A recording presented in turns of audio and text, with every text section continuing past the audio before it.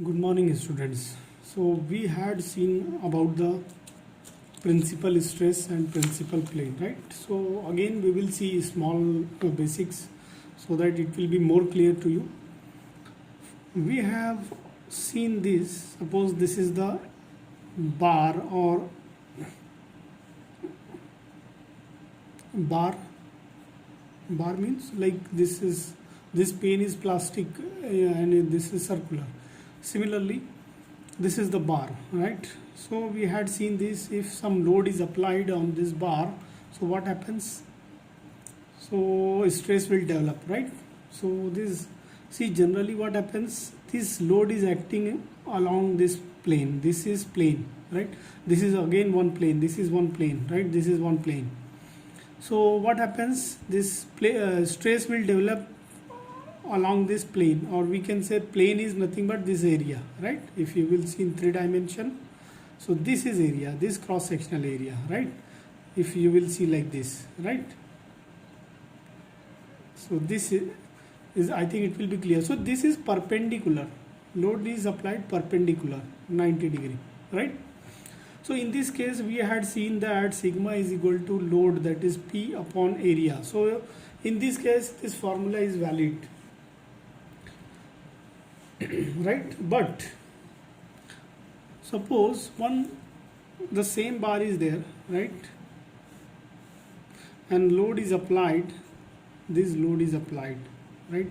See, this case is what? This case we have seen, this is the cylindrical case. For example, if we have gas, cylindrical gas cylinder, right? So what happened here, gases tries to expand this. So this is the same case, right? Now, so what we have found, the stress on this plane, right? This is vertical plane, and this formula is valid on when a load is applied on vertical plane. So if I will ask, suppose there is some inclination there, or some inclined plane is there, inclined plane, this is inclined, I am saying inclined plane is there, right? And this is making an angle theta with this load, right? I say this plane is EF. Now if I will tell you find the stress sigma at this plane, then how you will find? So in this case what happens? In this case, see, if I will take this plane at the outside, what will happen? See, this plane is EF, right? Here one load is acting, that is P, right? See, this is theta. So but we have to find the stress along this plane. So what will happen? See, I will resolve this P, and so what will be this one? This one will be P sine theta, right? And this one will be P cos theta, right? So this is P sine theta, this is P cos theta.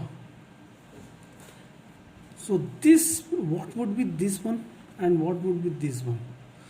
So this one will be my normal stress, right? My normal stress. And this one will be what? This one will be my tangential stress, or it is also called as shear stress, right? So this stress due to P sine theta is normal stress, and due to this P cos theta, the stress is tangential, that is shear stress, and this normal stress is denoted by sigma n, and this shear stress is denoted by sigma t, or sometimes tau. Okay, I think it will be clear to you now. Once it is clear,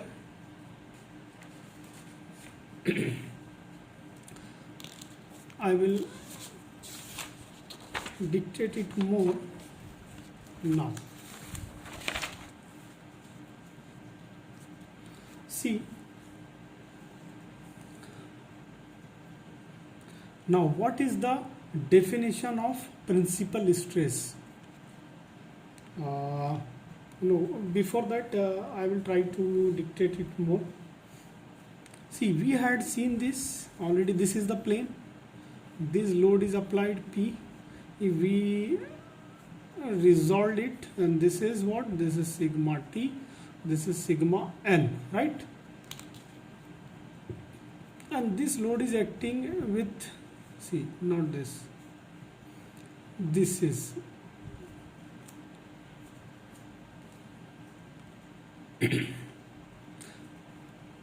theta, right? Now,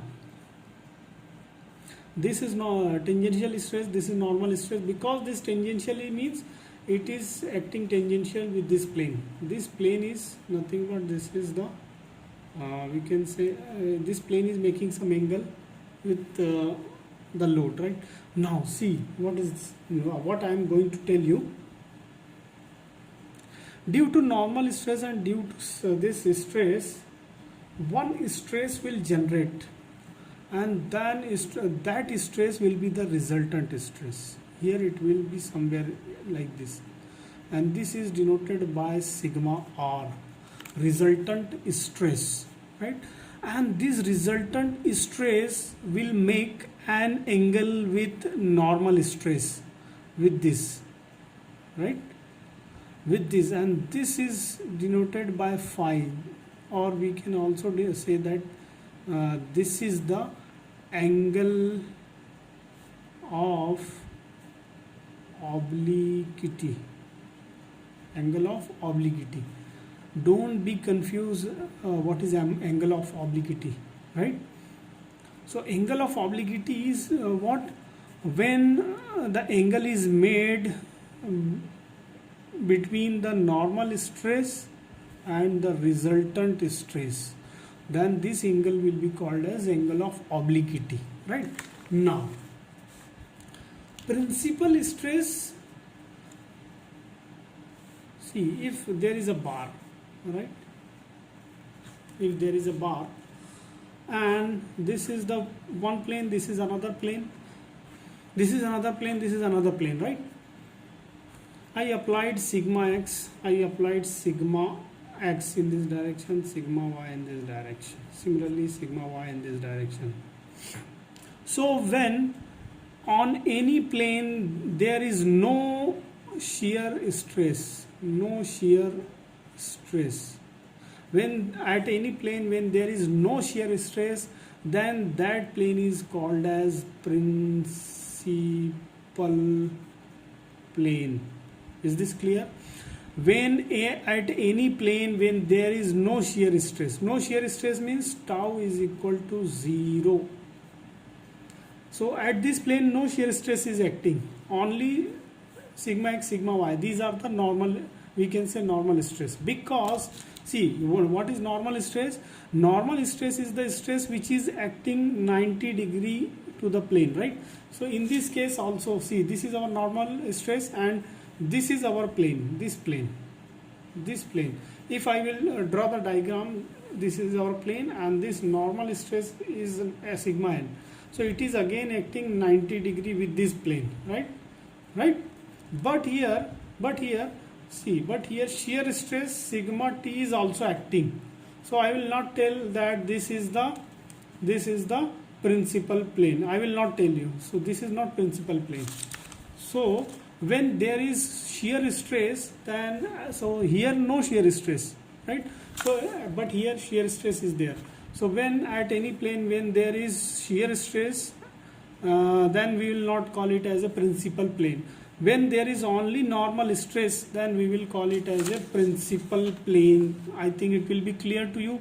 So in this case, this is, I will say, case 1. In this case, only sigma x, sigma y in this two direction, and sigma x, sigma x in these two direction are acting. But no shear stress means tau, there is no tau. So I will say, tell that this is principal plane, this is principal plane, this is principal plane, this is principal plane. So 1, 2, 3, 4, all are principal plane, right? Now, if sigma x is greater than sigma y, means this sigma x is greater than sigma y, then what will happen? It means sigma x means stress in this plane is more, right? So when the stress is more on the plane, then that plane will be called as major principal plane, right? So this plane will be called as major principal plane.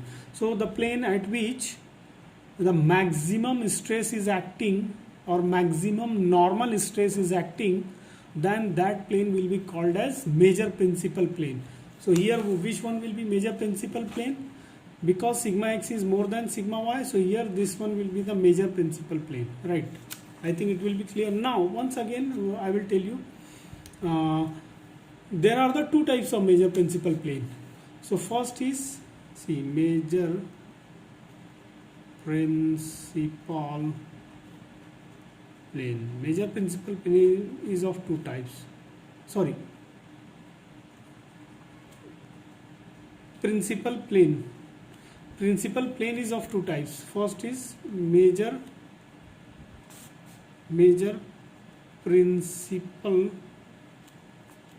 plane and minor principal plane, right? So in this case sigma x is more than sigma y, means this plane is major principal plane and sigma y is minor principal plane, right? I think it would be clear.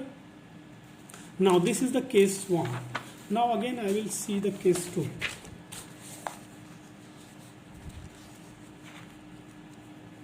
So case 2 may be what? Case 2 will be, there will be only shear stress but no principal normal stress. For example, this is my one bar, right? Here will be shear stress. Shear stress is denoted like this, right? Along this we can say.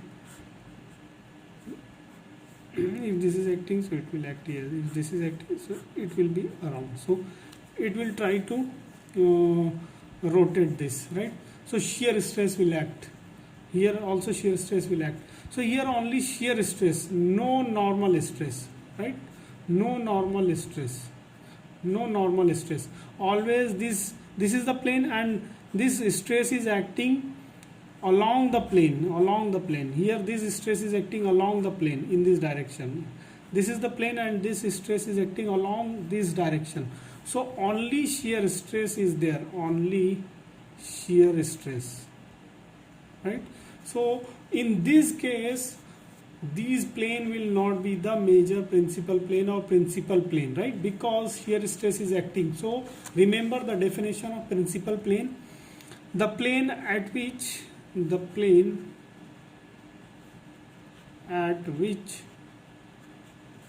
only normal stress, means sigma n, will be there but no shear stress, then this plane will be called as principal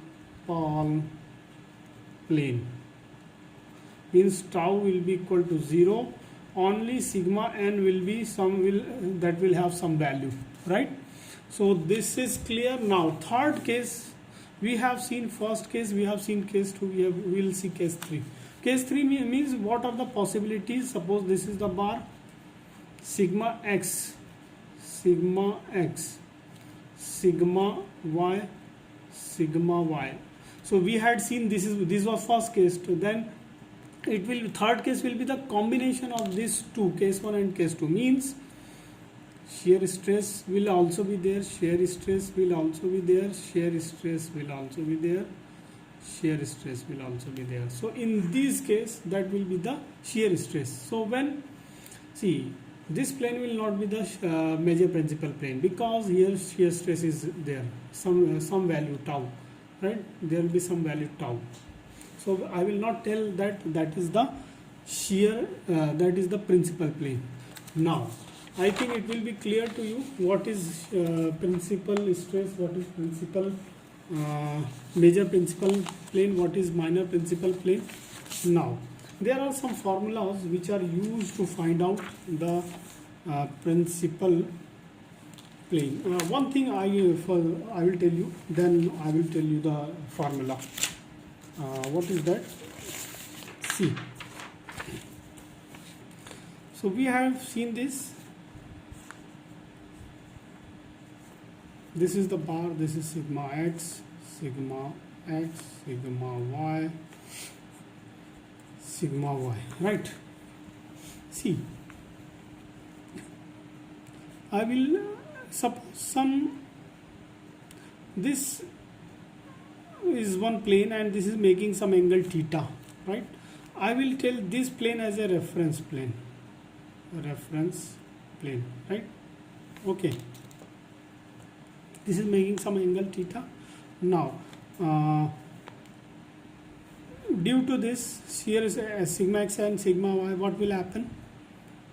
If I have to know what would be the sigma value at oblique plane, so we have to resolve these forces. So I will resolve this, right? That will be sigma n. Now see, you will see this force is perpendicular to this plane, right? So that's why this is the normal stress and this is tangential with this plane. So that's why this is sigma t, or it is also called as tau, or direct. Now see, and this here somewhere will be the resultant of these two, sigma r, right? And this angle will be the phi, we can say, or sometimes it is denoted by theta p, angle of obliquity, right? Angle of obliquity, right?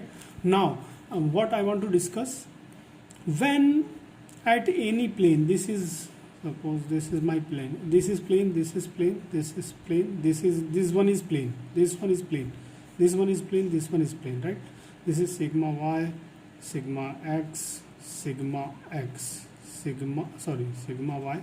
sigma x. Now so when this normal stress, suppose this is my plane, and when the normal stress will be maximum, or we have seen sigma x was greater than sigma y. So when this normal stress is maximum, or when we can say stress is maximum, and that stress acts on some plane, right? So that plane is called as major principal plane, and another stress which is acting on some another plane, that will be called as minor principal plane, right? We had seen. So here what I want to tell you, so maximum stress, that is called as major principal stress and denoted by sigma 1. Maximum stress, that is called as major principal, principal, okay, I will write major principal stress. Means maximum stress is there, then that will be called as major principal stress, and it is denoted by sigma 1. Sigma 2 is what? That is called as minor principal stress. It is denoted by sigma 2, right? So sigma x is clear, sigma y is clear, sigma n is clear, sigma t is clear, sigma r is clear to you. So we will see there are some formulas, right? We will see those formula. See here, sigma n is the normal stress and sigma n is equal to, this is the formula, sigma x minus sigma y divided by 2 into sine 2 theta minus tau x y into cos 2 theta. Similarly sigma t, this is sigma t, this is the formula, where sigma t tangential stress or shear stress. Sigma r is what? Sigma r square plus sigma t square under root, in under root, right? Now tan 2 theta, this is the formula for finding out the obliquity angle, right? Or this is also denoted, this is tan theta p or theta. Sometimes it is denoted by only theta, sometimes it is denoted by theta p, or sometimes it is denoted by phi. So this is angle of obliquity. Sigma 1, that is the major principal stress. Sigma 2, minor principal stress. And the formula for sigma 1 is equal to this. This is the formula. Sigma 2, this is the formula. The difference between these two formula is this plus sign and minus sign. Okay. Now we will see the problem and then it will be more clear to you. So here we will see problem.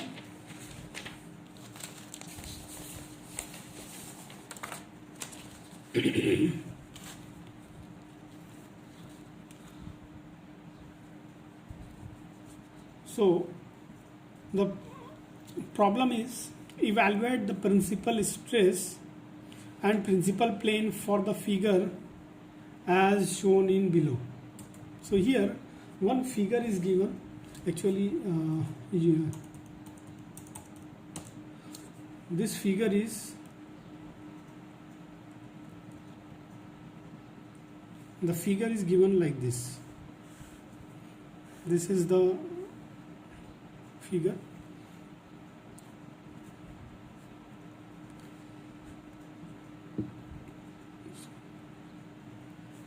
So here it is given as 60 Newton per mm square, right? Here it is given as 20 Newton per mm square. Here is also 20 Newton per mm square, and this is also 60 Newton per mm square. See here, shear stress is also given. So here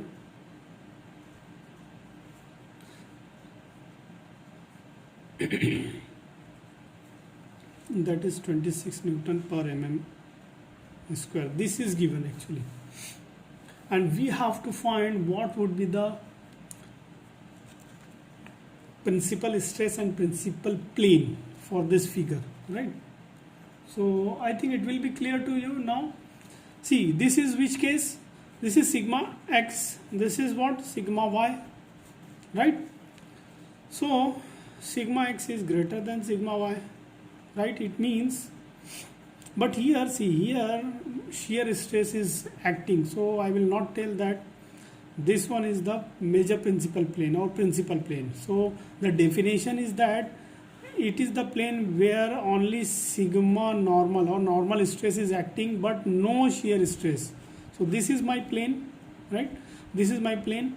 Here shear stress is also acting, so I will not tell that that is the major principal plane, right? I think it is clear to you. There are some criterias, right? So what are those criterias? We can easily identify that whether this is the major principal plane or not, right? I will tell you that criteria, then it will be clear to you to understand this, right? See,